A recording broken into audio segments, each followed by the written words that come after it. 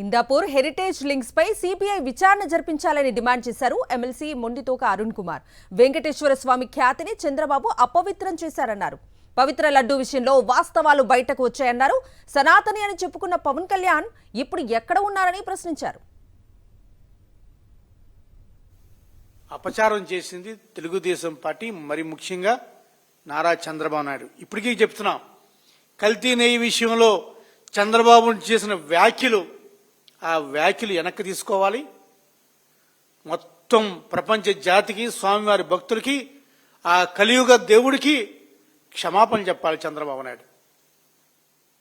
రెండోది, ఈరోజు వాళ్ళు చెప్తున్నారు ఏదో ఏకసభ్య కమిషన్ వేస్తున్నారు, ఏదో చెప్తున్నారు.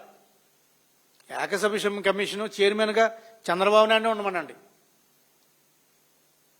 అసలు హెరిటేజ్ ఇందాపూర్ లింక్ మీద ఆ సిబిఐ దర్యాప్తు కూడా చేయాలని కోరుకుంటున్నాను. ఈరోజు వాళ్ళు చెప్తున్నారు ఏదో ఏకసభ్య కమిషన్ వేస్తున్నారు, ఏదో చెప్తున్నారు. ఏకసభ్య కమిషన్ చైర్మన్గా చంద్రబాబు నాయుడు ఉండమనండి. అసలు హెరిటేజ్ ఇందాపూర్ లింక్ మీద ఆ సిబిఐ దర్యాప్తు కూడా చేయాలని కోరుకుంటున్నాను.